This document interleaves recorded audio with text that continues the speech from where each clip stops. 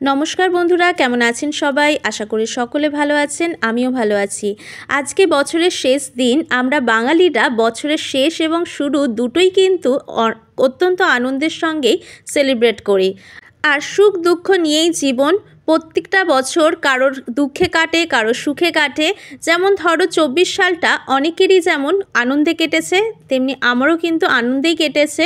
আবার কারোর একটু দুঃখে কেটেছে। তবে তোমরা চিন্তা করো না, 2025 সালটা তোমাদের জন্য অনেক অনেক আনন্দ নিয়ে আসবে। আর এই সময়টা হচ্ছে পিকনিকের মরশুম। আর আমরা কিন্তু কালকে বার্নপুর থেকে ফিরে এসে আজকে কিন্তু পিকনিক করছি। তার জন্য অনেক কিছু রেসিপি হয়েছে, কিন্তু আজকে কিন্তু সবটা তোমাদের সঙ্গে শেয়ার করছি না। সন্ধ্যায় টিফিনে আমরা আজকে খেয়েছিলাম চিকেন পাকোড়া, আর সেটা একদম নতুন স্টাইলে। তার জন্য দেখো চিকেনটাকে একদম ছোট ছোট টুকরো করে নিয়েছি। আর এখানে আমাদের বাগানেরই ধনেপাতা পেস্ট করে নিয়েছিলাম, তার সঙ্গে পেঁয়াজ রসুন লঙ্কার পেস্ট দিয়েছি। আর এখানে পুদিনা পাতা বাজার থেকে কিনে আনা হয়েছিল, সেটাও পেস্ট করে দেওয়া হয়েছে। আর এর মধ্যে দেখো এখানে ধনে গুঁড়ো, জিরে গুঁড়ো, অল্প চাট মশলা দিয়েছিলাম, আর এখানে অল্প গোলমরিচের গুঁড়ো দেওয়া হয়েছিল।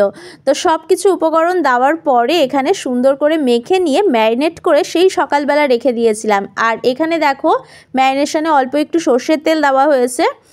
আর এই দেখো এটা হচ্ছে পুদিনা পাতার পেস্ট। তো একটু ফেনা ফেনা মতো হয়ে যায় দেখবে পেস্ট করলে। তো সব কিছু দেওয়ার পরে কিন্তু ভালো মতো লেবু অল্প দেওয়া হয়েছিল, ভিনিগার দেওয়া হয়েছিল। সব উপকরণ দিয়ে অনেকক্ষণ কিন্তু ম্যারিনেট করে ফ্রিজে রেখে দেওয়া হয়েছিল ঢাকনা বন্ধ করে। আর এইটা যখন ম্যারিনেশন হচ্ছিল তখন এত সুন্দর একটা গন্ধ বেরোচ্ছিল, মনে হচ্ছে না রান্নাটা অলরেডি হয়েই গিয়েছে, এখন শুধু খাওয়ার পালা। কিন্তু না বন্ধুরা, এইটাকে রেখে দেওয়া হয়েছিল মোটামুটি ধরো 2-3 ঘন্টা মতো। আর বিকেলবেলা কিন্তু আমরা গরমাগরম পাকোড়া ভেজে খেয়েছিলাম। আর পাকোড়া ঠিক ভাজার আগে কিন্তু এতে অল্প পরিমাণ ময়দা এবং কর্নফ্লাওয়ার দিয়ে পেস্ট করে নেওয়া হয়েছিল। কিছু ব্যস্ততার কারণে আমি সেটা তোমাদের সঙ্গে শেয়ার করতে পারলাম না, তাই আমি মুখে বলে দিচ্ছি।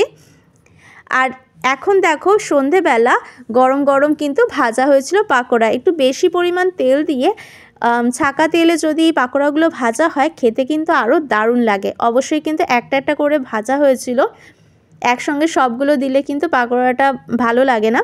তো একটা একটা করে ভেজে নেওয়া হচ্ছে এখানে পাকোড়া। আর পাকোড়া ভাজার সঙ্গে সঙ্গে বাচ্চাদেরকে তো মানে আটকে রাখা যাচ্ছিল না। সোনু আর শান্ত খুবই বায়না করছিল, তো ওদেরকে দেওয়া হয়ে গিয়েছে। আর আমরা এখন বড়রা নেব।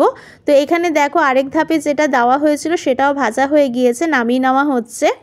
আর পাকোড়াটা এত সুন্দর সব রকম ফ্লেভারটা ভেতরে ঢুকেছিল। শুধুমাত্র যেহেতু বোনলেস করা হয়নি, হাড় দিয়ে করা হয়েছিল, তাই জন্য একটু অসুবিধা হয়েছিল, কিন্তু খেতে দারুণ স্বাদ হয়েছিল। এই রকমভাবে ইচ্ছা আছে আগামী দিনে শুধুমাত্র বোনলেস চিকেন দিয়ে বানাবো, কারণ এই রেসিপিটা সত্যি খুব দারুণ টেস্টি একটা রেসিপি। তোমাদের কেমন লাগলো অবশ্যই কিন্তু জানিও, আর তোমাদের বছরটা কেমন কাটলো সেটাও জানিও। অসংখ্য ধন্যবাদ।